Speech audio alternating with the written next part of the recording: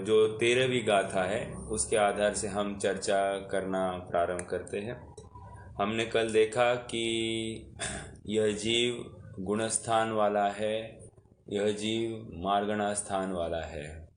गुणस्थानों के अंतर्गत चर्चा चल रही है, अर्थात अशुद्ध नय से यह जीव गुणस्थान वाला है ऐसा बताया जा रहा है, या अशुद्ध नय से यह जीव मार्गणा स्थान वाला है ये बताया जा रहा है।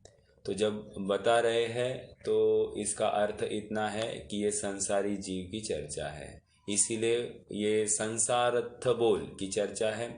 पहले संसारत्थ में इंद्रिय वाला बताया, फिर जीव समास वाला बताया, फिर अब गुणस्थान और मार्गणा स्थान वाला बताया। ये इतना उहापोह आचार्य ने क्यों किया है, एक स्वाभाविक प्रश्न हो रहा है। तो आचार्य का इतना ही यहाँ पर मंतव्य है, इतना ही भाव है कि इस जो सामने बैठा वाला शिष्य है उसको अनेक अनेक अपेक्षाओं से, अनेक अनेक विवक्षाओं से एक ही जीव के बारे में बताया जाए, तो उसको जीव के बारे में क्लैरिटी हो जाए। जैसे जीव किसी गति में है तो वही जीव किसी गति में पाया जा सकता है, वही जीव किसी इंद्रियों में पाया जा सकता है, वही जीव किसी ज्ञान मार्गणा में पाया जाए, वही जीव किसी कषाय में पाया जा रहा है। एक ही जीव को घुमाया जा रहा है अनेक अनेक अपेक्षाओं से। अब हम गुणस्थान की चर्चा कर रहे हैं तो एक जीव 14 गुणस्थानों की परिपाटी में कहाँ बैठ सकता है या कहाँ आता जाता हो सकता है, उसकी चर्चा हमको गुणस्थान के माध्यम से मिल रही है।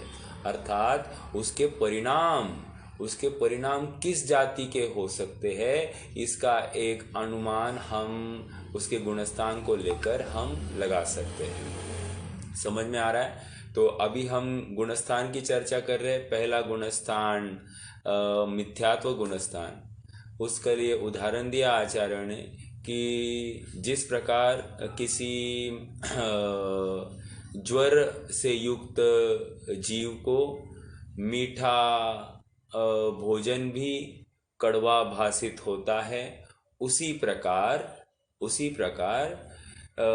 किसी मिथ्यात्व से युक्त जीव को, मिथ्यात्व इक्वल टू ज्वर, ओके, मिथ्यात्व से युक्त जीव को सच्चे परमार्थ की बात या केवली भगवान द्वारा फरमाई वस्तु स्वरूप की बात इष्ट भाषित नहीं होती है, वो पर में ही एकत्व ममत्व कर बैठता है।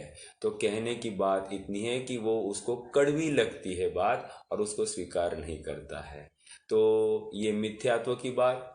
दूसरी सासाधन सम्यक्त्व वाला जो जीव है वो आसाधना या विराधना करके यहाँ पर पहुँचा है और वो नियम से अब अधोमुख है, अर्थात वो एक पहले गुणस्थान की तरफ वो उसकी दृष्टि है, उसका गमन पहले गुणस्थान की तरफ है, नियम से पहले गुणस्थान में आने वाला है। अभी तक आया नहीं है, लेकिन बीच में जो अवस्था बनी है उस अवस्था को दूसरा गुणस्थान सासाधन सम्यक्त्व गुणस्थान बताया। तीसरा गुणस्थान वहाँ पर कल एक और बात देखी थी कि वहाँ पर भी श्रद्धान मिथ्या है, लेकिन निमित्त की तरफ से देखते हैं। फिर से कहता हूँ, निमित्त, या मैं कल जिसको टेक्निकल बोल रहा था उसको एक प्रॉपर शब्द अगर लगाना है तो निमित्त की तरफ से देखते हैं तो उसी श्रद्धान को पारिणामिक, मतलब वहाँ पारिणामिक भाव है ऐसा बताया जाता है। क्यों? क्योंकि पहले 4 गुणस्थान श्रद्धा की अपेक्षा देखे जाते हैं, तो यहाँ दूसरे गुणस्थान में श्रद्धा मतलब दर्शन मोह का उदय नहीं है, क्षय नहीं है, क्षयोपशम नहीं है और उपशम भी नहीं है। इस अपेक्षा से वहाँ पर निमित्तों की तरफ से उसको पारिणामिक भाव बताया है, लेकिन उपादान की तरफ से अगर देखते हैं तो यहाँ पर विपरीत श्रद्धान माना गया है। ओके, तीसरा गुणस्थान सम्यक मिथ्यात्व गुणस्थान, मिश्र गुणस्थान। यहाँ पर जीव को सम्यक तथा मिथ्या ऐसे दोनों प्रकार के मिश्र श्रद्धान जीव के पाए जाते हैं।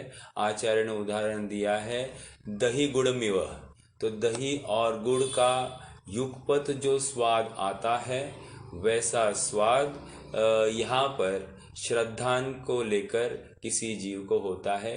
सच्चे देव शास्त्र गुरु का भी श्रद्धान और कुदेव कुगुरु कुशास्त्र का भी श्रद्धान एक साथ जहाँ पर पाया जा रहा है उसको मिश्र गुणस्थान या सम्यक मिथ्यात्व गुणस्थान कहते हैं।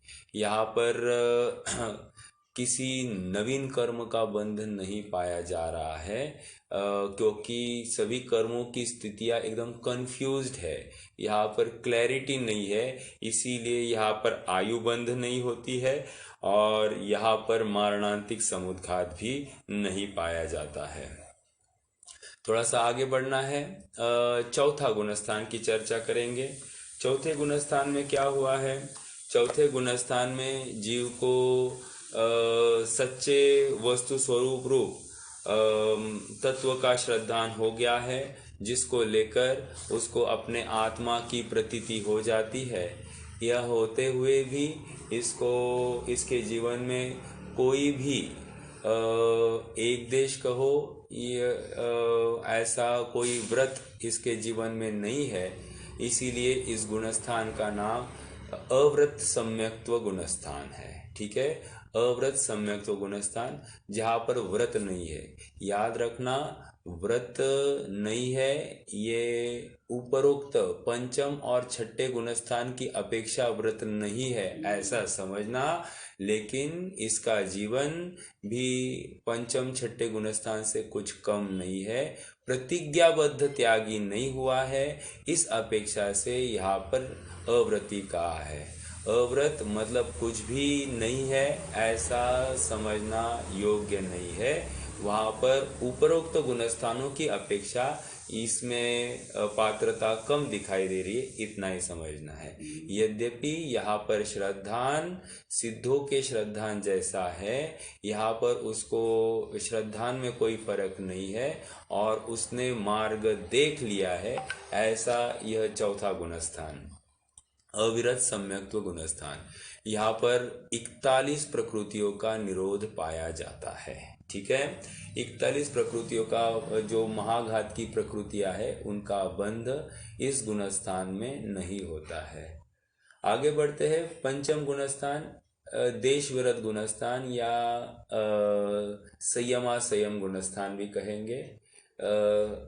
यहाँ पर त्रस हिंसा को त्याग बुधा था वर्ण संहारे, तो एक देश विरति यहाँ पर प्रकट हो गई है।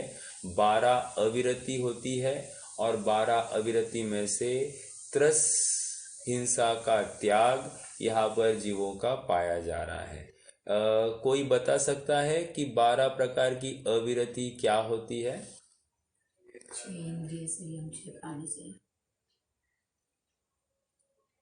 12 प्रकार की अविरति क्या है?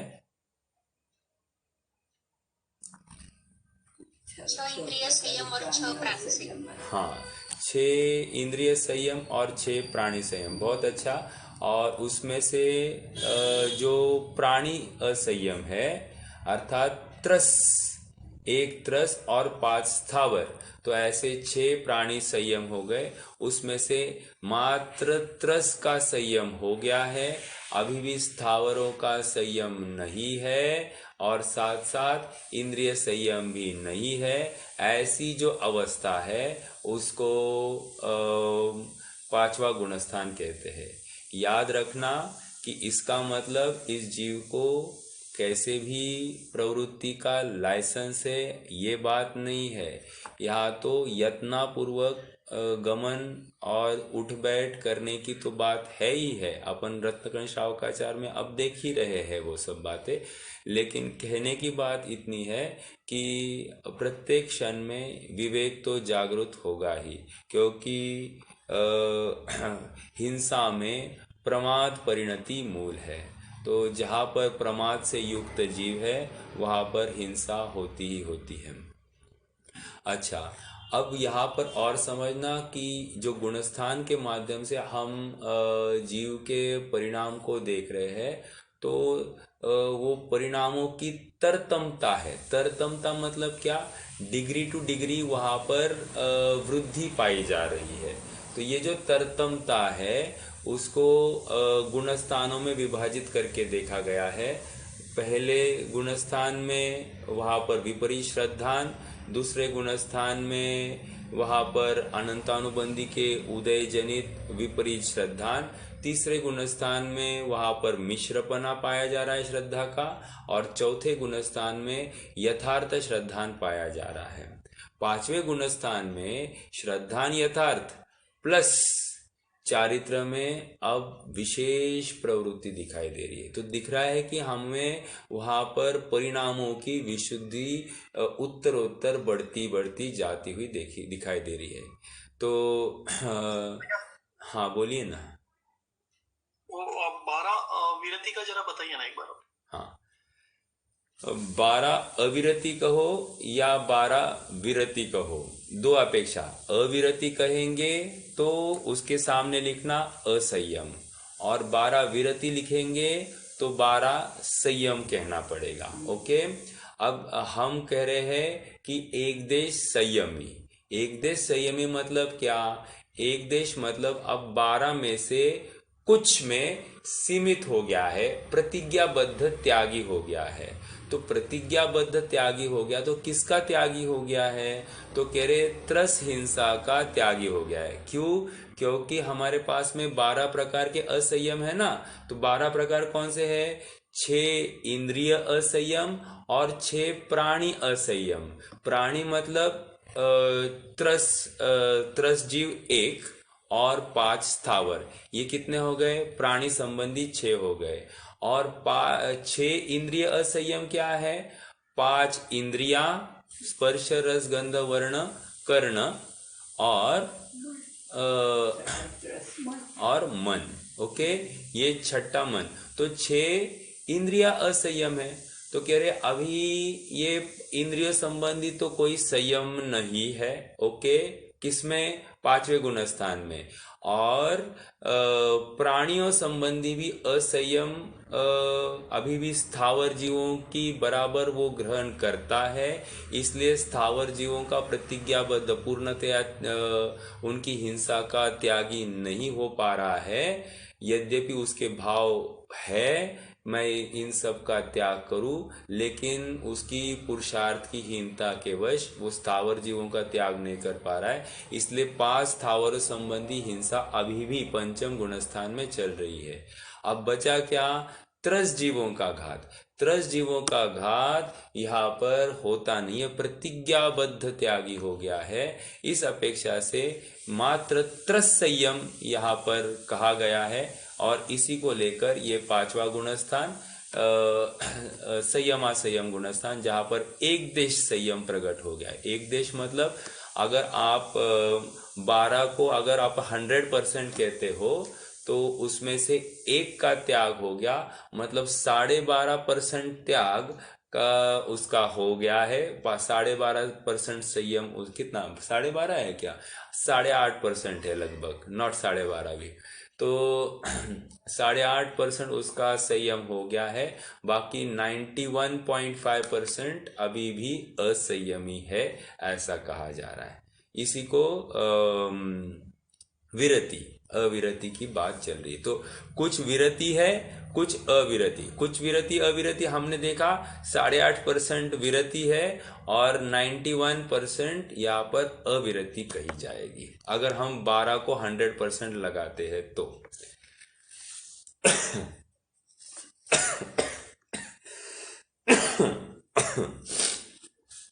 चलिए, समझ में आया भैया? हाँ भैया। ओके, चलिए थोड़ा सा आगे बढ़ना है। अब छठा गुणस्थान, प्रमत्त संयत गुणस्थान। प्रमत्त संयत गुणस्थान मतलब क्या? यहाँ पर ये बता रहे हैं कि यहाँ पर इस जीव के जीव के प्रमाद वर्तता है। अब फिर से एक बहुत बड़ा प्रश्न है।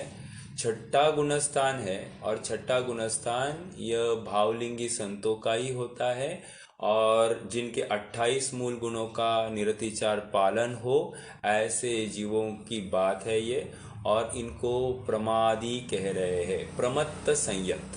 अब इस प्रमत्त संयत की तरफ से और एक बात निश्चित होती है, यहाँ तक के सभी गुणस्थान पहले से लेकर पांचवें तक, छठा तो है ही, ये सभी गुणस्थान प्रमत्त है। ओके, ये बात पक्की हो गई। ये अंत दीपक है। अंत दीपक मतलब क्या? इसके बाद अब प्रमाद नहीं पाया जाएगा। अब प्रश्न फिर से खड़ा हो रहा है कि प्रमाद किसे कहते हैं? तो आचार्य ने जवाब दिया, कुशलेषु कार्येषु अनादरः प्रमाद। क्या कहा? कुशल कार्य का अनादर होना यही प्रमाद है। तो क्या है कुशल कार्य? हमको तो आज तक लग रहा था कि स्वाध्याय करना, जिनवाणी सुनाना, जिनवचन करना, मर्यादा का खान पान करना, अरे ये तो कुशल कार्य है, इसमें कितना पुरुषार्थ है। तो कह रहे भाई ये बात नहीं है। तत्व चिंतन पूर्वक अपने आत्मा में स्थिति और उसकी वृद्धि और उसी में ही ज़्यादा उत्तर विकास करना, यही कुशल कार्य है और यही अप्रमत्त अवस्था है, जो यहाँ पर छठे गुणस्थान में नहीं दिखाई दे रही है। इसलिए प्रमत्त ऐसा यहाँ पर बताया जा रहा है। ठीक है, तो यहाँ पर 28 मूल गुणों से युक्त यहाँ पर मुनि अवस्था पाई जाती है। छठवां गुणस्थान हो गया। अब आगे बढ़ते हैं सातवां गुणस्थान। सातवां गुणस्थान यहाँ पर बता रहे अप्रमत्त संयत गुणस्थान। देखो, संयत शब्द लग गया है, छठे में भी संयत था, अर्थात यहाँ पर विशेष व्रतों का धारण यहाँ पर हो गया है। 12 प्रकार के विरति यहाँ पर प्रकट हो गई, छठे में ही प्रकट हो गई है, सातवें में तो है ही है। क्या कह रहे हैं यहाँ पर? मतलब किसी भी 12 प्रकार के जीवों की मन, 5 प्रकार के इंद्रिया, छठा मन, इनके माध्यम से भी कोई हिंसा नहीं होगी, प्लस त्रस और 5 प्रकार के स्थावर, इनका भी घात इनके माध्यम से नहीं होता है। तो ये 108 कोटि से त्यागी बन जाते हैं। आगे बढ़ना है सातवां गुणस्थान। सातवें गुणस्थान में कह दिया इसके दो भेद। हाँ बोलिए बोलिए। छठे गुणस्थान में जो प्रमद बोला है, मतलब प्रमाद, किस तरह से छठवा गुणस्थान में प्रमाद है, मतलब एग्जैक्टली क्या है? और सातवें गुणस्थान में अप्रमद बोलता है तो प्रमाद नहीं है, तो दोनों में क्या है ऐसा? हाँ, वहाँ पर जो शुभ भाव में प्रवृत्ति, शुभ भाव वर्तता है, या शुभ शुभोपयोग कहेंगे अपन उसको। क्या कहेंगे? जो शुभोपयोग है वो शुभोपयोग ही प्रमाद है। अभी शुभोपयोग में क्या क्या होता है कि गमन होता है, 28 मूल गुणों का पालन होता है, आहारचर्या होती है, जिनवाणी लिखी जाती है, जिनवाणी सुनी जाती है, या फिर संग संचालन होता है। ये सब कार्य इस छठे गुणस्थान में पाए जाते हैं। तो ये कार्य मुनिराज ने वहाँ पर जो प्रतिज्ञा ली है, जब दीक्षा धारण करते समय प्रतिज्ञा ली है कि अब मैं अपने शुद्धोपयोग में ही लीन होऊंगा, ऐसी प्रतिज्ञा की है, और उस प्रतिज्ञा का खंडन हो गया है, इस अपेक्षा से ये प्रमाद का कार्य है, ऐसा समझा जा रहा है। ठीक है, चलिए आगे बढ़ेंगे। एक छोटा, हाँ हाँ बोलिए ना। ये आचार्य जी और उपाध्याय जी है जो ये सातवें में नहीं होते ना, छठे तक ही होते? नहीं होते हैं ना सातवें में, क्या प्रॉब्लम है? नाही पूछ रहा नहीं नहीं आठवें में नहीं, फिर उधर तो फिर है ना म्हणजे आचार्य जी बोले तो उनको शिष्य के प्रति रहेगा ना थोड़ा बहुत, हाँ तो है ना, क्या प्रॉब्लम है? फिर वो प्रमाद हो गया ना। अच्छा ऐसा है, ऐसा है कि वो छठे गुणस्थान में आचार्य है, तो आचार्य छठे गुणस्थान में आएंगे तो संघ संचालन करेंगे ना, बिल्कुल करेंगे। लेकिन उसी बीच में अंतर मुहूर्त में वे बराबर शुद्ध उपयोग में भी प्राप्त होते हैं, अर्थात अपना आत्मानुभव भी कर लेते हैं। तो इसलिए उनको ऐसा संस्कार है कि उनको आत्मानुभव में जाने के लिए ऐसा जो हमारे जो निचली भूमिका वाले हैं उनके जैसा कोई विशेष उद्यम नहीं करना पड़ता है। वो तो चुटकी में उनको सम्यक तो मतलब वहाँ अनुभव हो जाता है। ज़्यादा वो तो झूलते रहते, असंख्यात बार वो छठे सातवें में ऐसे झूलते रहते हैं। तो कोई विशेष बात नहीं है। और आचार्य इतना कैपेबल व्यक्ति होता है कि उसी को संघ संचालन का उत्तरदायित्व दिया जाता है, क्योंकि वो अपना काम करते हुए संघ संचालन करे। ऐसा नहीं कि अभी मुझे संघ संचालन करना है, मुझे अभी अपना काम करने के लिए टाइम नहीं है, ऐसी बात वाले को आचार्य नहीं बनाया जाता। समझ में आया? जिसकी बहुत प्रभुता है, सामर्थ्य है, 36 गुण से युक्त है, ऐसे जीवों को ही आचार्य बनाया जाता है।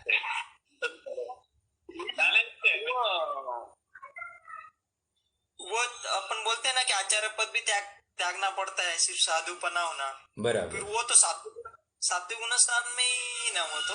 हाँ, तो अगर अपन सातवें गुणस्थान की अपन ने चर्चा नहीं की, लेकिन सातवें गुणस्थान का उत्तरार्ध, ओके, सातवें गुणस्थान के दो भाग करने, स्वस्थान अप्रमत्त और सातिशय अप्रमत्त।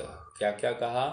स्वस्थान या निरतिशय अप्रमत्त और सातिशय अप्रमत्त। ठीक है, ये दो भेद सातवें गुणस्थान के करना। तो जिसको सातवें गुणस्थान के दूसरे भेद में जाना है उसको इस उपाधि का त्याग करना पड़ता है, अर्थात अपना आचार्यत्व कहो या उपाध्याय पद कहो, इनका त्याग करके ही ये श्रेणी आदि या उपरोक्त भूमिका में बढ़ सकते हैं। किसी भी परिग्रह के साथ में आगे बढ़ना संभव नहीं है, क्योंकि वो परिग्रह भी कषाय है और कषाय से कहीं न कहीं परिणामों की उतनी निर्मलता नहीं पाई जाएगी। तो परिणामों की निर्मलता के लिए निर्भर होना अत्यंत ज़रूरी है।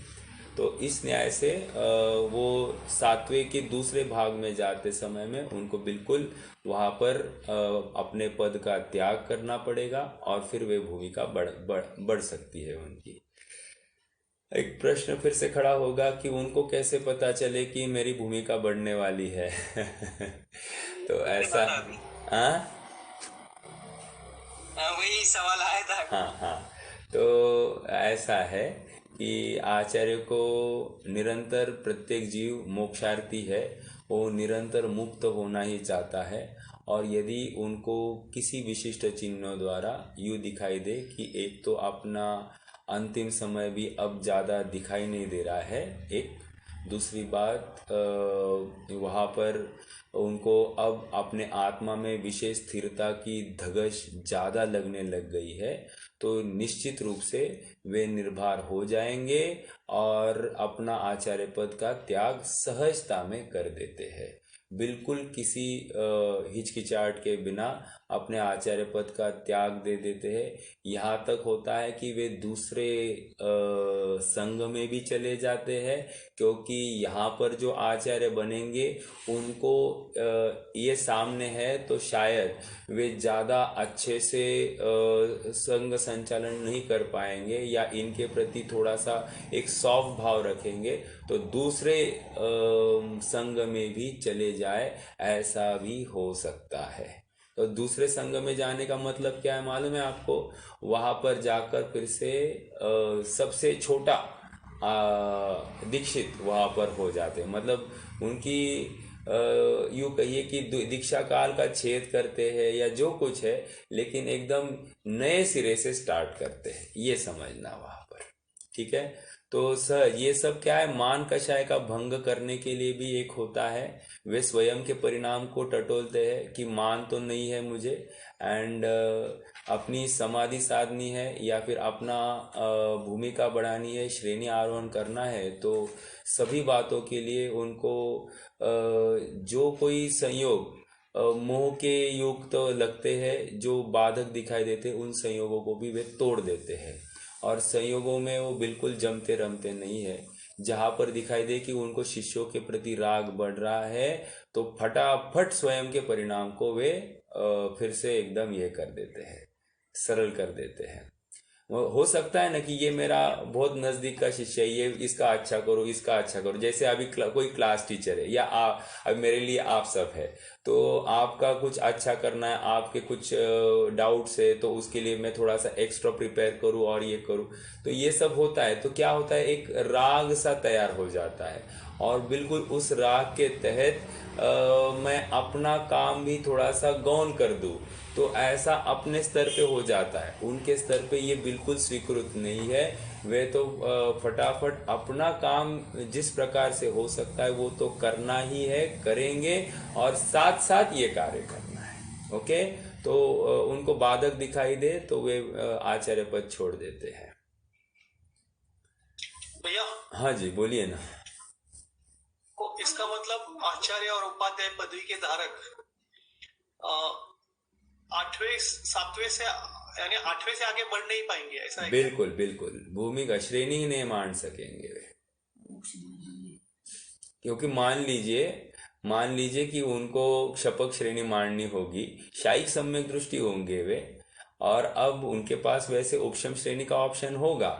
लेकिन अगर इतना पुरुषार्थी हो जाए जीव, तो वो क्षपक श्रेणी मांडे 12वें गुणस्थान में पहुंचे, तो आचार्य पद किसको देगा?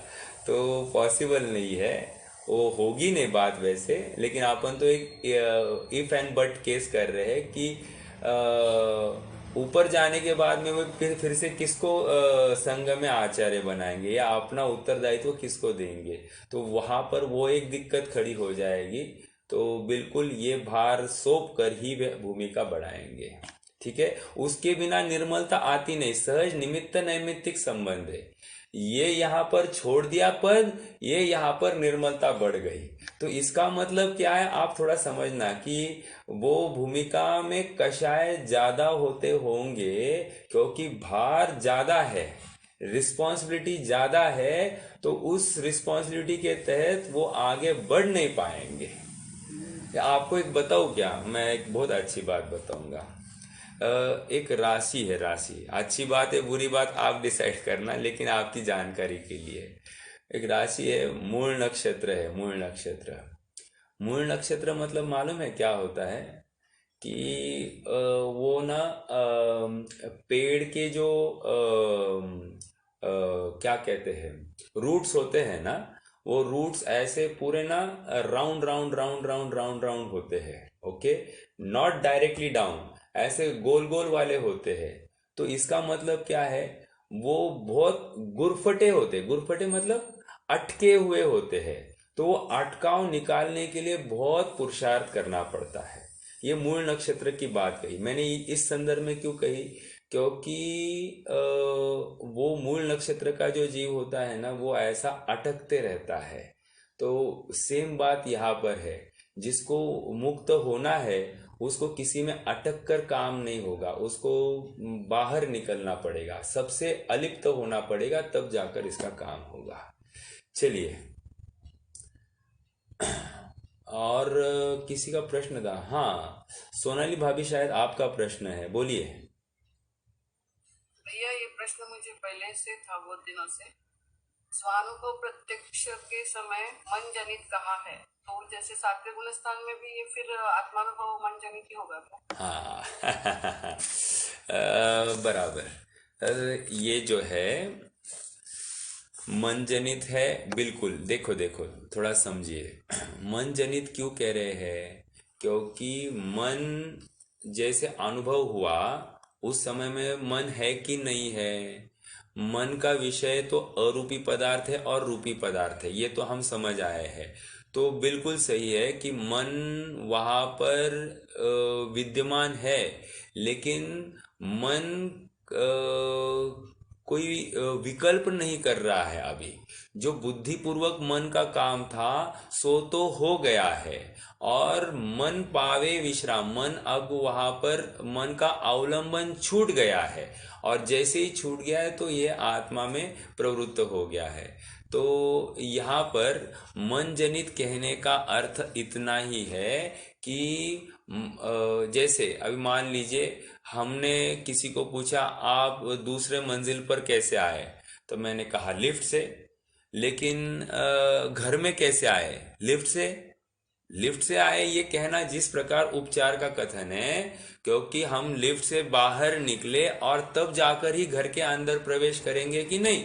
तो लिफ्ट से आए ये कहना जिस प्रकार एक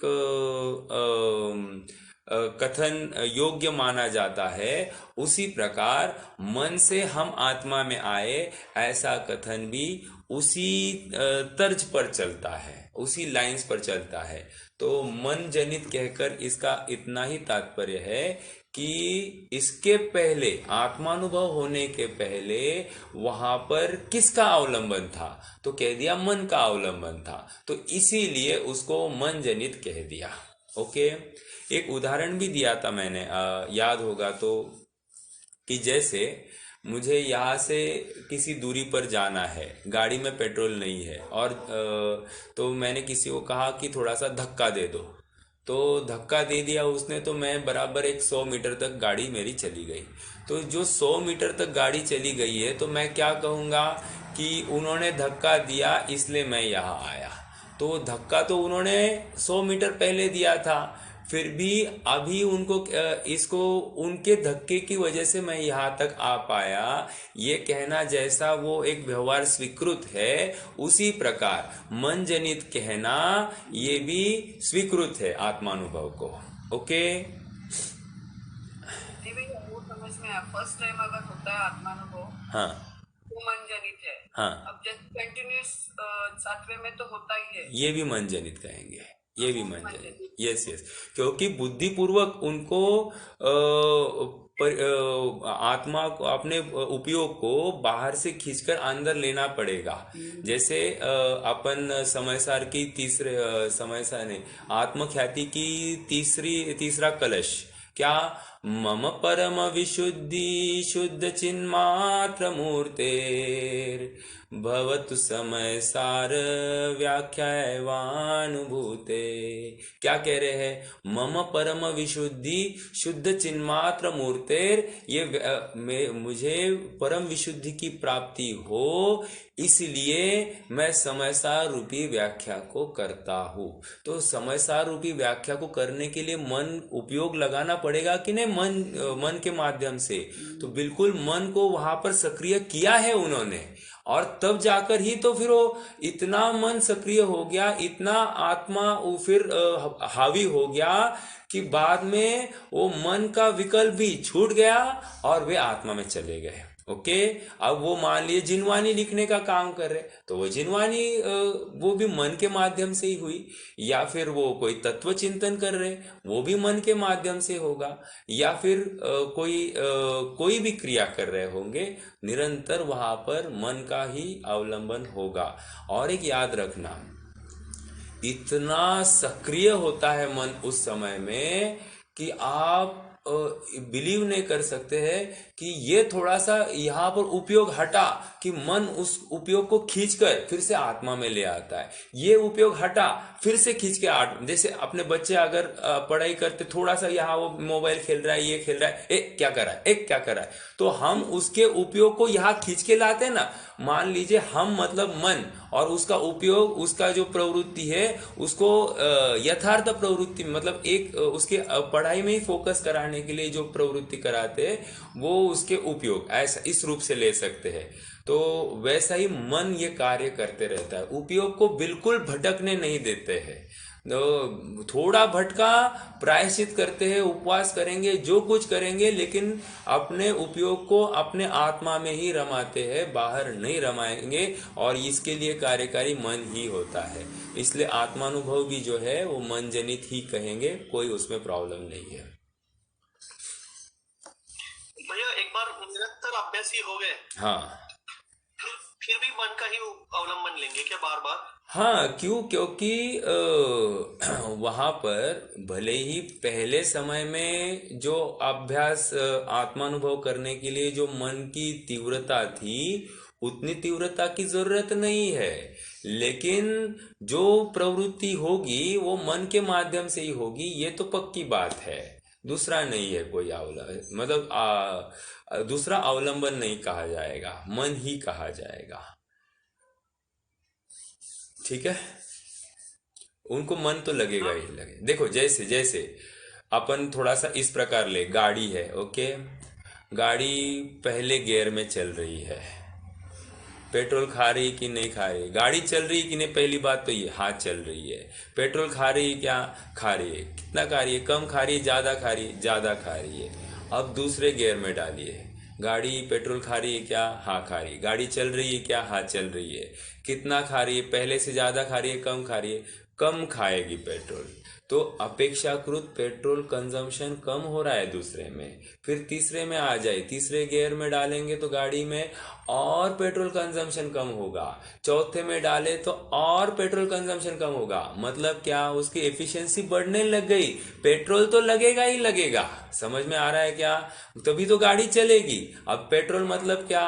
यहाँ पर मन, ओके, मन तो लगेगा लेकिन एफिशिएंसी बढ़ गई है। अब इतना बात समझना है यहाँ पर, ठीक है? चलिए थोड़ा सा आगे बढ़ना है। सातवें गुणस्थान की चर्चा कर रहे थे ना अपन। सातवें गुणस्थान का पहला भाग स्वस्थान या निरतिशय अप्रमत्त, और दूसरा भाग सातिशय अप्रमत्त। ओके, सातिशय प्रमत्त में अधःकरण होता है, वो अपन बाद में चर्चा लेते, पहले स्वस्थान की चर्चा करें। स्वस्थान वर्तमान में इस पंचम काल में कोई भी जीव स्वस्थान के आगे नहीं जा सकता है। ये सहज ही काल की ऐसी योग्यता है, काल की योग्यता है। लेकिन इसका अर्थ काल ने जबरदस्ती किसी को पुरुषार्थ करने से रोका है, ये बात नहीं है। जीव ही ऐसा सामर्थ्य रखता है कि वो इतना पुरुषार्थ नहीं करेगा कि वो अपना स्वस्थान को छोड़कर सातिशय अप्रमत्त अवस्था में जाएगा। ऐसी किसी भी जीव की इतनी पुरुषार्थ इस काल में दिखाई नहीं देती है। ओके, तो इसलिए यहाँ पर इस पंचम काल में जीव ज्यादा से ज्यादा स्वस्थान अप्रमत्त में ही जाएगा। तो स्वस्थान अप्रमत्त के बाद में वहीं पे रहेगा नहीं, अंतर मुहूर्त में वो फिर से छठे गुणस्थान में आ जाएगा, अर्थात वो फिर से उसके परिणाम गिर जाएंगे। तो ये गिरता हुआ गुणस्थान है, सातवां स्वस्थान अप्रमत्त गुणस्थान, ये गिरता हुआ है। यहाँ से नियम से च्युत होकर जीव छठे गुणस्थान में आ जाता है। अब कोई प्रश्न पूछे कि छठे सातवें का रेशियो क्या है, तो ये ऐसा कहते हैं कि 1/3 2/3 रेशियो है, अर्थात 1/3 काल के लिए वे रहेंगे सातवें के स्वस्थान में, और 2/3 काल के लिए वे रहेंगे छठे गुणस्थान में। तो इस प्रकार का रेशियो बताया गया है। तो निश्चित रूप से छठे की अपेक्षा सातवें का काल छोटा है। ओके, अब थोड़ा सा आगे बढ़ना है। भाई वो जो श्रेणी माने ये होती है वो सातिशय प्रमत्त से ही चालू होती है ना? हाँ, वो चालू हुआ ऐसा। श्रेणी मानना जो होगा वो सातिशय अप्रमत्त में ही होगा। बराबर है, बराबर। सातिशय प्रमत्त का पहला समय ऐसा। सातिशय प्रमत्त ने सातिशय अप्रमत्त, सातिशय प्रमाण। हाँ, तो उसका पहला समय, हाँ बिल्कुल पहले समय से ही चालू हो जाएगा काम। मतलब वो 8वां गुणस्थान है ऐसा। 7वां गुणस्थान है, 7.5वां कहो, 7.5 + 1 कहो, ऐसा कहेंगे। देखो, 7 के उन्होंने 2 भाग किए, तो जो पहला भाग है उसको स्वस्थान कह दिया और ऊपर का भाग है उसको सातिशय कह दिया। तो जो ऊपर का भाग है वहाँ स्वस्थान से भी पार होना पड़ेगा उसको। तो स्वस्थान से पार होने के लिए भी उसको क्या करना पड़ेगा, कुछ ना कुछ करना पड़ेगा। क्या करना पड़ेगा उसको, अनंतानुबंधी का वहाँ पर विसंयोजना करनी पड़े, उसको दर्शन मोह का और कुछ क्षय करना पड़े, या उसको भी उपशम करना पड़े। जो कुछ करना है वो करना पड़ेगा, उसके बिना वो आगे बढ़ नहीं सकता है। ठीक है, लेकिन करना तो पड़ेगा। उसके लिए त्रिकरण करना पड़ेगा, मतलब उसके 7वें के सातिशय में जाने के लिए भी उसको कोई ना कोई वहाँ पर त्रिकरण या दुकरण, कुछ भी जो जरूरी है वो करना पड़ेगा उसको। हाँ जी। मुनिराज जब प्रायश्चित्त आदि लेते हैं तो वे स्वस्थान 7वें गुणस्थान में रहकर करते हैं या 6ठे गुणस्थान में? आप बताइए, ध्यान आदि आप बताइए। 6ठे में होगा। 6ठे में ही होगा। देखो, प्रायश्चित ये कार्य कभी भी आत्मानुभव के काल में नहीं होगा। प्रायश्चित ये कार्य बुद्धिपूर्वक है और वहाँ पर उपयोग आत्मा के बाहर है, इसीलिए उसको प्रायश्चित को कहेंगे अपन 6ठा गुणस्थान। हाँ, हो सकता है प्रायश्चित में उन्होंने क्या किया है, प्रायश्चित में उन्होंने एक क्या कहते हैं उसको, प्रत्याख्यान, सॉरी प्रत्याख्यान कह रहे हैं, एक यस, कायोत्सर्ग, राइट। एक मतलब छोटा कायोत्सर्ग कहा है। छोटा कायोत्सर्ग कितना होता है, किसी को पता है? छोटा कायोत्सर्ग 27 नवकार मंत्र। हाँ, 27 नवकार। 27 श्वासोश्वास प्रमाण होता है। 27 नवकार मंत्र प्रमाण नहीं, 27 श्वासोश्वास प्रमाण होता है। वो 9 अणवकार मंत्र प्रमाण कहा गया है।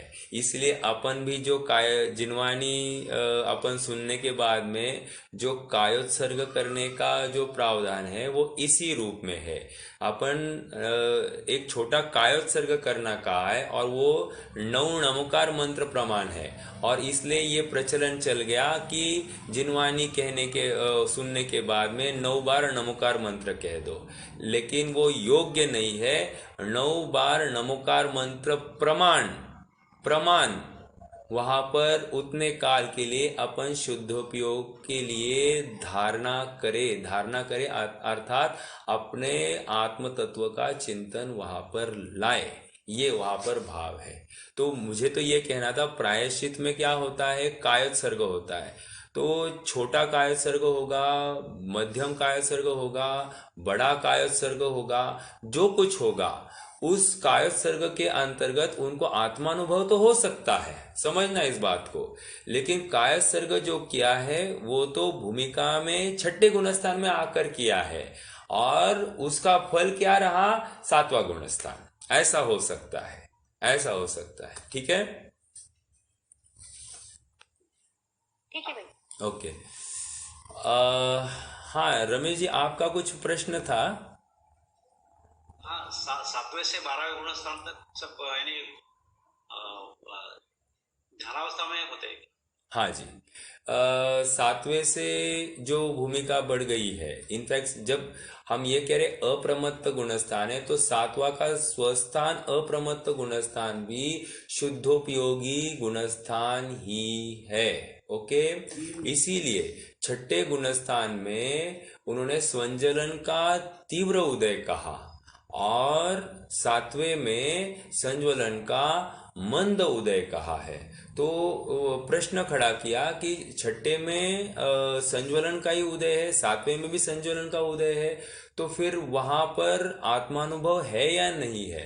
तो उन्होंने आत्मानुभव मतलब शुद्धोपयोग, तो वो शुद्धोपयोग है कि नहीं है, तो उन्होंने कहा नहीं, यहाँ पर छठे में संभव नहीं है, क्योंकि क्योंकि यहाँ पर संज्वलन का तीव्र उदय है। ओके, देखो कोई पक्ष है, आज के डेट में कोई पक्ष ऐसा है कि मानते हैं कि छठे में भी शुद्धोपयोग है, और ऐसा भी कोई पक्ष है जो सातवें में शुभोपयोग मानते हैं, लेकिन बात तथ्यहीन है। ये आपको क्लियर करूं, क्योंकि अपन अब जब गुणस्थान अपन को अच्छे से समझेंगे तो ये बात बिल्कुल क्लियर हो जाएगी।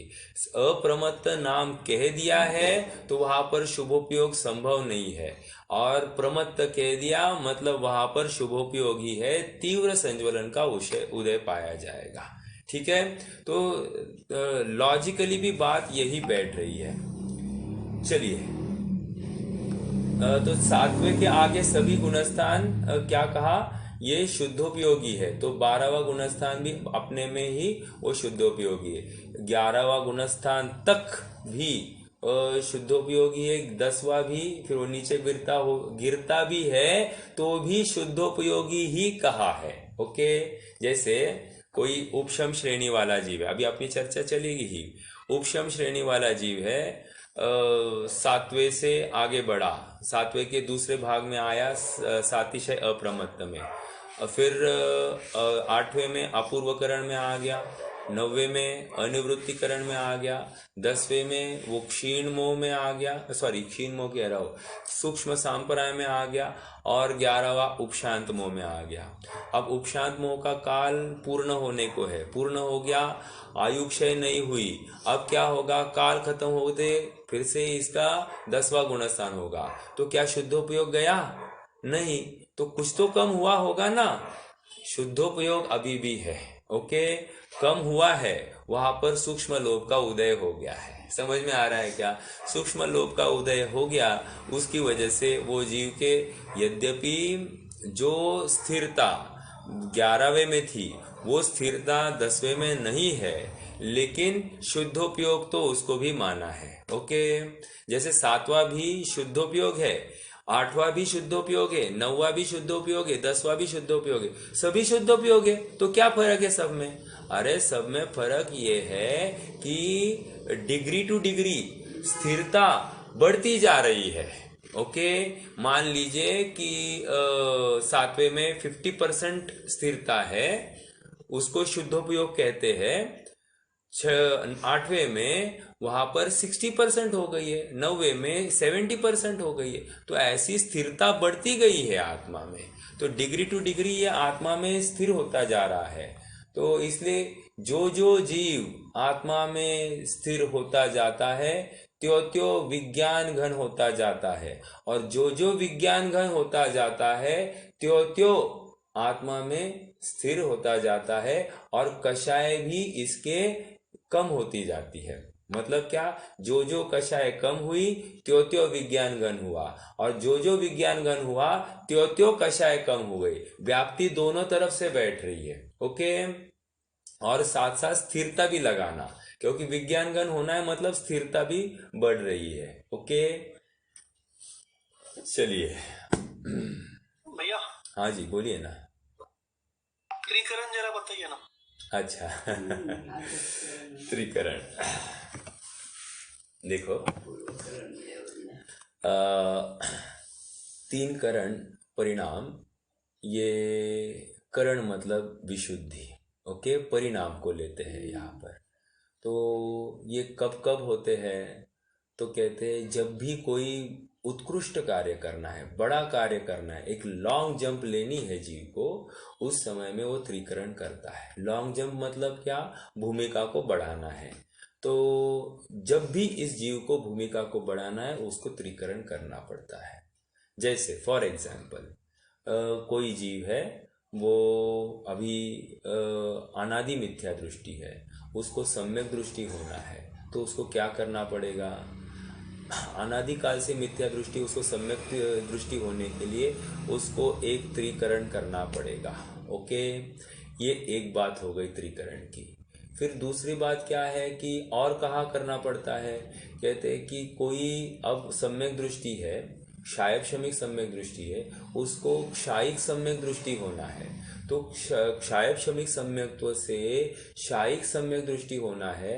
अर्थात यहाँ पर क्या है कि यहाँ पर श्रद्धान में चलमल आगाढ़ दोष पाए जाते हैं। अर्थात निर्मलता जैसी चाहिए वैसी नहीं है श्रद्धान में।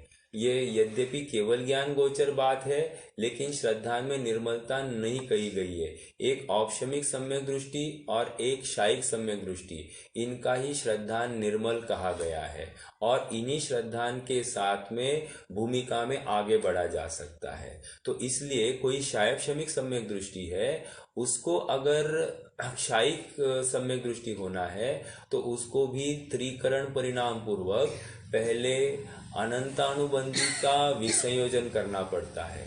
फिर से अंतर्मुहूर्त जाने के बाद में और एक त्रिकरण परिणाम के साथ में उसको दर्शन मोह की क्षपना करनी पड़ती है। ये दो त्रिकरण फिर से करने पड़ते हैं। कहाँ पर? मात्र क्षायक शमिक सम्यक दृष्टि से क्षायिक सम्यक्त्व को कन्वर्ट करना। ओके, अब यहाँ पर मान लीजिए सातवें में आ गया है, सातवें गुणस्थान में आ गया है, तो वहां पर भी उसको भूमिका बढ़ानी है, तो वहां पर फिर से उसको त्रिकरण करना पड़ता है। तो त्रिकरण in short is nothing but एक विशेष विशुद्धि जिसको लेकर जीव एक बहुत बड़ी स्टेप ऊपर लेता है और उसमें भूमिका ज्यादा ऊंची कर लेता है।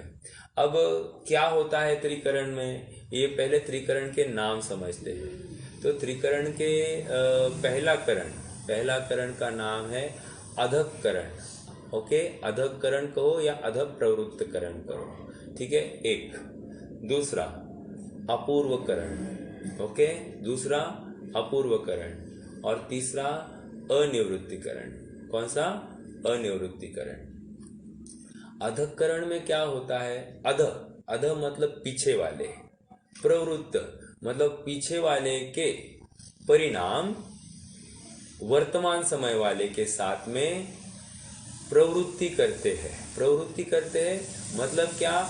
या तो समान होंगे या तो कुछ विशेष होंगे, मतलब ज्यादा भी होंगे। अब आप समझ नहीं आ पाएंगे, थोड़ा सा समझाता हूं। जैसे कोई दो जीवों को कंपेयर करना, ये प्रकरण जो होता है ये दो जीवों को कंपेयर करके होता है या नाना जीवों को कंपेयर करके होता है।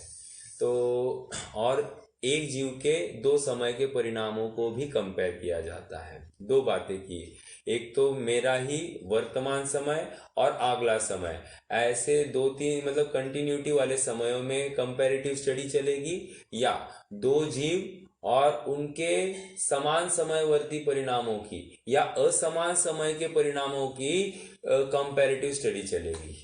बहुत सारी बातें हो गई, फिर से कहता हूं। दो जीव, उनके समान समय मतलब एक जीव है ए, उसका पहले समय का परिणाम, और यहाँ पर बी उसके पहले समय का परिणाम, दोनों के परिणामों की तुलनात्मक स्टडी होगी। एक बात ये हो गई। अब दूसरी बात क्या कह रहे हैं? ए जीव का पहले समय का परिणाम और बी जीव का दूसरे समय का परिणाम, इनकी तुलनात्मक स्टडी चलेगी। ऐसे नाना जीवों के नाना समयों के परिणामों की चर्चा ये करण के परिणाम में की जा रही है। क्यों की जा रही है? क्या प्रयोजन है? तो ये प्रयोजन इतना ही है कि यहाँ पर परिणाम की जातियां कितने प्रकार की, वैरायटीज कितनी है, इसका अनुमान लगाने के लिए हमको ये करण को इस प्रकार से समझाया गया है। यद्यपि इन शॉर्ट समझना है तो बस करण मतलब विशुद्धता, आत्मा के बहुत ही समीपवर्ती परिणाम जिसको लेकर विशुद्धि बढ़ती है, और उस विशुद्धि को लेकर कर्मों में बहुत उलथा पथल होती है। मतलब क्या? मैं यहाँ से एक बॉल मारूं और बॉल मारते ही 4-5 फील्डर उसको पकड़ने के लिए दौड़े, ओके, या मैं यहाँ से एक छक्का मारूं और पूरा स्टेडियम गूंजने चालू हो जाए, और मैं यहाँ पर आउट हो जाऊं तो पूरा स्टेडियम शांत हो जाए। तो ये क्या होता है, मैंने तो कुछ किया है क्या स्टेडियम को इतना, ये मतलब लोगों को इतना उत्साहित करने के लिए, बस मैंने तो यहाँ से 6 मारा और उस 6 को लेकर पूरे स्टेडियम में पूरा आवाज से गूंज गया और मैं आउट हो जाऊं या मैं रन ही नहीं करूं तो स्टेडियम पूरा शांत हो रहा है। तो इसमें क्या हो गया, मेरी जो प्रवृत्ति है, जो विशेष एक्टिविटी है, उसको लेकर भी अपने आप यहाँ पर निमित्त नैमित्तिक संबंध दिखाई दे रहा है। वैसे ही कह रहे हैं कि जो जीव है, जीव के आत्म सन्मुख परिणामों की वृद्धि को लेकर कर्मों में भी बहुत उलथा पथल होती है।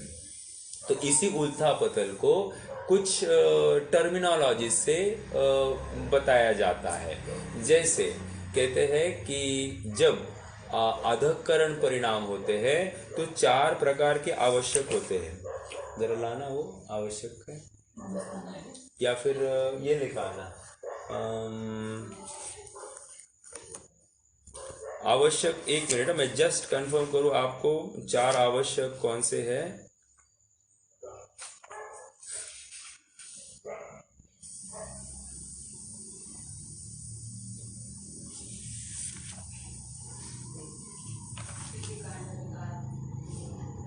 हाँ जी,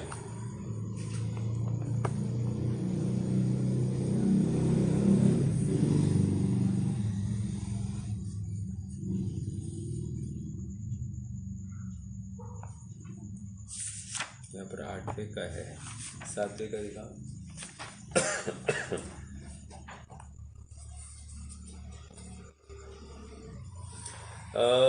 एक्चुअली 7वें में जो आवश्यक होते हैं वो यूजुअली नवीन कर्म बंध के को लेकर होते हैं, अर्थात नवीन कर्म की स्थिति कम होते जाती है, नवीन कर्म के वहाँ पर फल, मतलब पाप प्रकृतियों का फल मंद होता है, पुण्य प्रकृतियों का फलदान शक्ति अनुभाग वो ज्यादा होता है। ये एक बात हो गई। और एक बात है, लाओ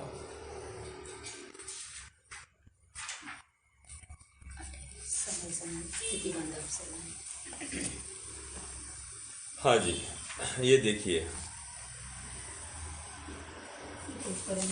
क्या 4 आवश्यक ये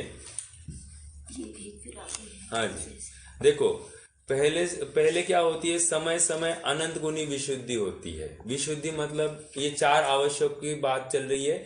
अधःकरण में 4 आवश्यक क्या होते हैं, तो पहला आवश्यक समय समय अनंत गुनी विशुद्धि।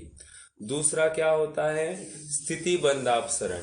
स्थिति बंधापसरण मतलब नवीन कर्म जो बन रहे हैं वर्तमान में, मेरे आत्म सन्मुख परिणाम को लेकर नवीन कर्म जो बन रहे हैं उनकी स्थिति का अपसरण होना। अपसरण होना मतलब क्या, उनकी स्थिति मान लीजिए पहले एक समय पहले 1 लाख वर्ष की थी, अब क्या हो गई, वो स्थिति कम हो गई, मान लीजिए 50,000 वर्ष की हो गई। तो ये क्या हो गया, ये मेरे आत्म सन्मुख परिणाम की वजह से हुआ।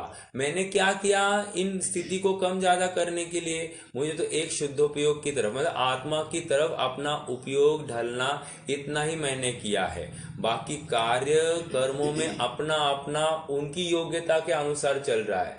लेकिन सहज ऐसा निमित्त नैमित्तिक संबंध पाया जाता है कि हम यहाँ पर परिणाम करें और वहां उसका रिफ्लेक्शन हमको कर्मों में दिखे। जैसे यहाँ पर शरीर पर थर्मोमीटर लगाया जाए और टेम्परेचर थर्मोमीटर में दिखाई दे। शरीर में टेम्परेचर है तो क्या देखते हैं, थर्मोमीटर में देखते हैं। कहने की बात यही है कि ये जो विशुद्धता के परिणाम है उसके सामने कर्म सापेक्ष कथन किया जा रहा है। पहली बात, विशुद्धता उत्तरोत्तर बढ़ती जा रही है। दूसरी बात, स्थिति बंधापसरण होता है। स्थिति बंधापसरण में स्थिति निरंतर घटती जाती है। ओके। तीसरा आवश्यक क्या है, प्रशस्त प्रकृतियों का अनुभाग समय समय अनंत गुना बढ़ता है। प्रशस्त प्रकृतियां मतलब पुण्य प्रकृतियों का अनुभाग प्रत्येक समय में अनंत गुना, 1 गुना 2 गुना नहीं, अनंत गुना बढ़ता है। ओके, मतलब मान लीजिए अभी 10 डिग्री है और इसको अब दूसरे समय में क्या होने वाला है, ये परिणाम मतलब ये प्रशस्त प्रकृतियों का उसका अनुभाग अनंत गुना बढ़ने वाला है। 10 का डायरेक्ट अनंत, अगर मानते हैं अनंत की वैल्यू अपन 100 है तो 10 इंटू 100 कितना 1000। अब उसके आगे फिर से अनंत इंटू 100 कर दो, वो 1 लाख हो जाएगा। 1 लाख को इंटू 100 कर दो तो कितना हो जाएगा 100 लाख कर दीजिए। तो जो कुछ है ये इतने अनंत गुना प्रत्येक समय में बढ़ता जाएगा। ओके, ये तीसरा आवश्यक हो गया। और चौथा क्या है, अप्रशस्त प्रकृतियों का अनुभाग समय समय अनंत गुना घटते जाता है। मतलब क्या, अप्रशस्त मतलब ये नवीन बनने वाली, पुराने में अभी कुछ नहीं हुआ है। सातवें में इनफ्लो को रोका जा रहा है। आप समझ में आ रहा है क्या? देखो लॉजिक देखो यहाँ पर, सातवें में इनकमिंग को रोका जा रहा है और आठवें में जो अपने अंदर में बैड डेप्ट से उनको क्लीन किया जा रहा है। थोड़ी सी बात ये अपने मोक्ष मार्ग में ना, ये बहुत लॉजिकल बात है यहाँ पर देखो, और ये जीवन में भी अप्लाई की जा सकती है। जैसे क्या कहते हैं कि पहले संवर होता है फिर निर्जरा होती है, ये सीधी बात है। संवर में क्या करते हैं सर कि जो भी पैचेस है, मतलब जो कोई ब्लॉक्स है, होल्स है, उन होल्स को बस पैच किया जाएगा, मतलब रोका जाएगा। मतलब नवीन इनकमिंग खराब वाली नहीं चाहिए अपने को बस बाहर से इनकमिंग नहीं होनी। तो वो क्या किया, पैच कर दिया। अब निर्जरा में क्या करेंगे, अंदर का माल बाहर निकालेंगे। तो वैसा ही यहाँ पर कर रहे हैं। किसमें, आवश्यक में। पहले सातवें में अधःकरण में आवश्यक के माध्यम से विशुद्धि बढ़ाई, विशुद्धि बढ़ाने से कर्मों की स्थिति अंतः कोड़ा कोड़ी की जाती। इन शॉर्ट आपको क्लियरली बोलूं तो यहाँ पर अंतः कोड़ा कोड़ी कहेंगे। अंतः कोड़ा कोड़ी मतलब क्या, आज तक में अभी अपन वर्तमान में सभी अपन स्वाध्याय कर रहे हैं। आपको क्या लगता है कि अपने कर्मों की स्थिति क्या होती होगी? कोई भी मतलब चारित्र मोह वाला, दर्शन मोह वाला, ज्ञानावरण, दर्शनावरण, जो कोई कर्म है, आपको क्या लगता है आयु को छोड़कर इसकी स्थिति क्या बनती होगी? कोड़ा कोड़ी सागरों में अपना स्थिति बंद हो रहा है। अब ये कह रहे हैं, ये अधःकरण परिणाम की वजह से जीव के ऐसी योग्यता हो जाती है कि कर्मों की स्थिति बंदापसरण करता है। मतलब पहले मान लीजिए 10 कोड़ा कोड़ी की कर रहा था, अब इमीडिएटली अगले समय 5 कोड़ा कोड़ी। आपको समझ में आ रहा है, कोड़ा कोड़ी इज नॉट अ खेल। अपन इतना इजीली बोल रहे हैं कोड़ा कोड़ी, वो बहुत बड़ा काल है। एक झटके में उसने 5 कोड़ा कोड़ी लाया, फिर 5 कोड़ा कोड़ी का 3 कोड़ा कोड़ी, 3 कोड़ा कोड़ी का 2 कोड़ा कोड़ी, ऐसे वो उत्तरोत्तर कम करते ला रहा है। और कब तक कम करते लाएगा? जब तक वो सभी कर्मों की स्थितियां अब नवीन रूप से अंतः कोड़ा कोड़ी कर रहा है। मतलब एक कोड़ा कोड़ी के अंदर की स्थिति वाले सब कर्मों की स्थिति बांधने लग रहा है। ऐसा क्यों कर रहा है? क्योंकि अब इसको ज्यादा जीना नहीं है, इसको अब निकलना है, मुक्त होना है। तो कर्मों की स्थिति ज्यादा लेकर क्या करेगा? इसलिए देखो लॉजिकल बात है कि उसको स्थिति भी कम करनी पड़ती है। ओके, कम करनी पड़ती है। ये सब उपचार के कथन है, ये तो स्थिति बनती ही नहीं है इतनी, ऐसा समझना, ठीक है? क्योंकि जीव के परिणाम आत्म सम्मुख हो गए।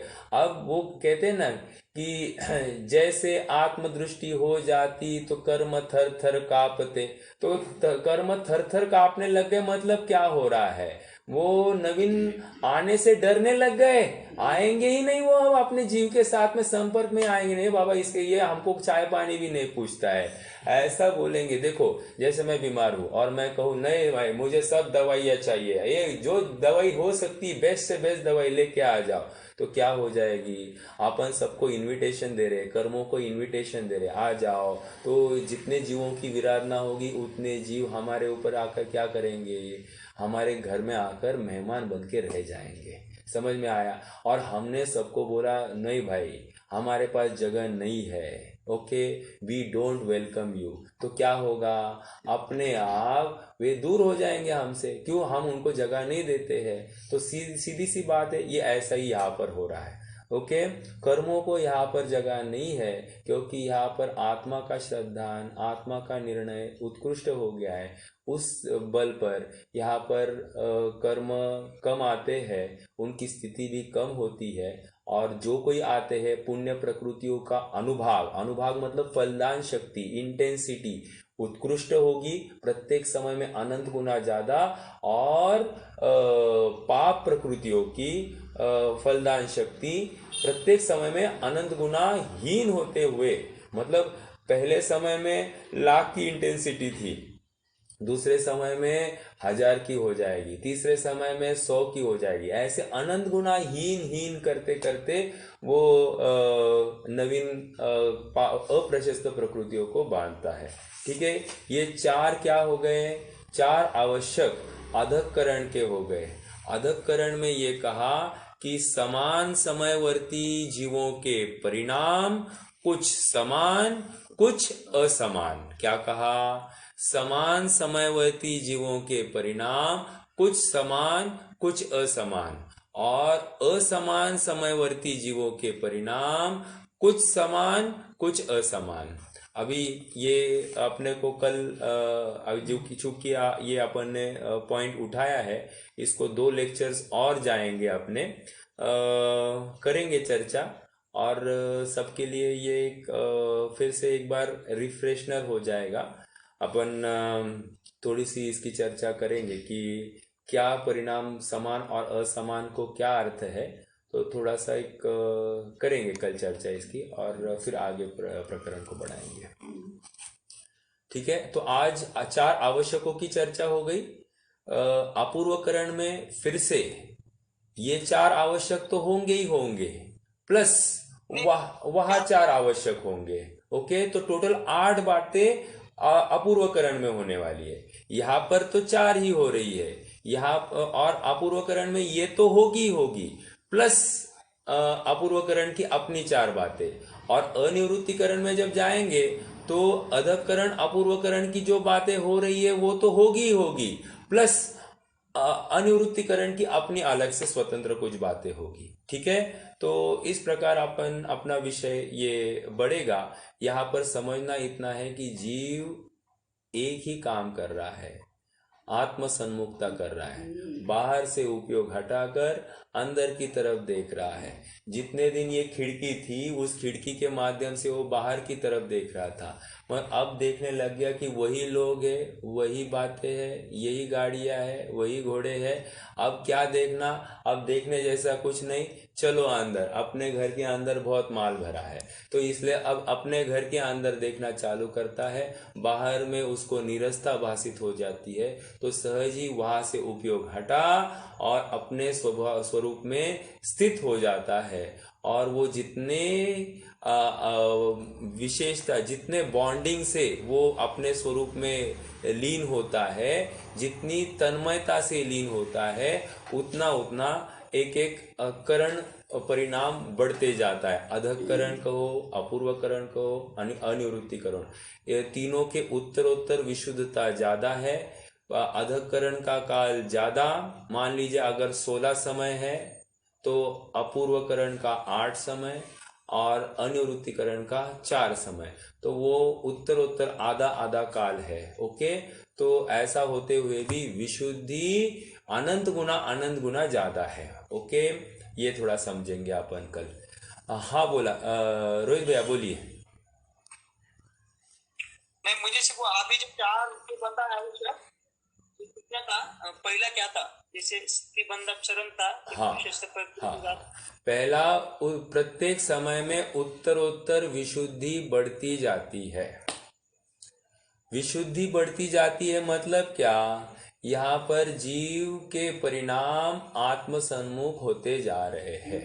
ओके, मतलब यहाँ पर मन विशेष आत्मा के बारे में ही सोच रहा है, आपको सीधी बात बोल दूं, बाकी कुछ नहीं हो रहा है। अब यहाँ मन में दूसरा कोई विकल्प नहीं है, मतलब जिनवानी, देखो ये जिनवानी का चिंतन नहीं चल रहा है यहाँ पर, माइंड यू, जिनवानी का चिंतन नहीं चल रहा है, जिनवानी के प्रमेय का भाव भाषण हो रहा है मन के माध्यम से। जिनवानी का चिंतन कहाँ चलेगा, कोई बताएगा? छठे गुणस्थान देशना लब्धि में चलेगा नहीं। वो अपन 5 लब्धि का प्रकरण चल रहा है ना, वो वैसे नहीं बता रहा था मैं। 5 लब्धि का प्रकरण है। पहली कौन सी है? क्षयक्षम लब्धि, दूसरी देशना लब्धि, तीसरी विशुद्धि लब्धि, दूसरी विशुद्धि, तीसरी देशना, चौथी प्रायोग्य, 5वीं करण लब्धि। तो कह रहे हैं देशना लब्धि तक इसका वो थियोरेटिकल अभ्यास चलता है या उसका विकल्पात्मक वो चलता है। अब ये जो आ गया है प्रायोगिक लब्धि के आगे, इसका अब भाव भाषण के स्तर पे चलता है, अर्थात इसको आत्मा जो धारणा में लगा बिठाया था, वो धारणा वाला आत्मा इसको अभी पकड़ में आ रहा है, उसमें उसको रुचि बढ़ती जा रही है। आप थोड़ा समझना, जस्ट ये धारणा वाला आत्मा मतलब क्या? जैसे फॉर एग्जाम्पल मैंने किसी वस्तु को मुझे बहुत अच्छी लगी, तो वो जो वस्तु अच्छी लगी तो उसके बारे में मैंने जो कोई जानकारी ली और उसके बारे में उसकी पूरी क्लैरिटी आई सब विषय की, ये तो हो गया देशना लब्धि तक का काम। लेकिन अब वो देशना लब्धि भी हट गई, उसके आगे भी और उसमें रुचि और तन्मयता दिखाई दे रही है। तो वो जो वस्तु के प्रति जो तन्मयता है उसमें क्या हो रहा है? तो वो कह रहे हैं कि ये मन में अब वो भाव भाषण हो रहा है, मन के स्तर पे भाव भाषण हो रहा है। अब बाकी इंद्रिया कोई नहीं, यहाँ पर मन के स्तर पे भाव भाषण है। अभी भी आत्मानुभव है क्या? नहीं है, लेकिन अब ये जस्ट अबाउट टू अचीव आत्मानुभव। ओके, ये ऐसे अवस्था में पहुंच गया है।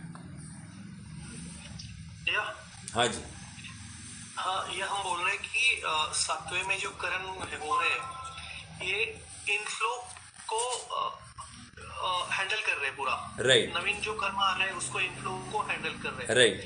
तो ये जो करण परिणाम कर रहे हैं वो सब आत्म सन्मुखता के अवस्था में हो रहे हैं। राइट। तो फिर ये प्रशस्त और अप्रशस्त कर्मों का जो स्थिति अनुभाग जो बन रहा है, हाँ। जो कम या बढ़ रहा है, तो वो संजलन कषाय के माध्यम से हो रहा है, हो गया क्या? अच्छा, यहाँ पर निमित्तभूत संज्वलन को कह दीजिए, कोई प्रॉब्लम नहीं, लेकिन बात तो आत्मा है ना। आत्मा यहाँ पर आत्म सन्मुख, इसमें इतना ही समझना कि डिग्री टू डिग्री ये अपने स्वरूप में लीन होते जा रहा है।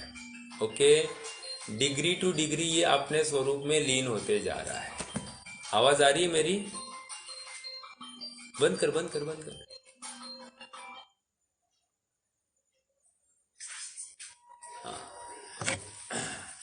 डिग्री टू डिग्री ये अपने आत्मा में तल्लीन होते जा रहा है, इतना ही यहाँ पर समझना।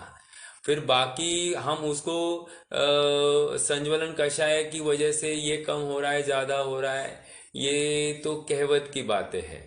बट हो क्या रहा है, जीव अपने आत्मा में लीन हो गया, वहाँ अपने आप कर्मों में कुछ जो कुछ होना है वो हो रहा है। ओके, तो अपन उसको किसी के ऊपर भी कर्तृत्व डाल सकते हैं, क्या प्रॉब्लम है उसमें? ठीक है। ओके, चलिए रुकेंगे, जिनवाणी स्तुति करते हैं, फिर और विषय को बढ़ाएंगे कल। निज निधि निज में बताई यह अनंत उपकार है, इसके लिए जिनवाणी माँ को वंदना शत बार है। इसके लिए जिनवाणी माँ को वंदना शत बार है।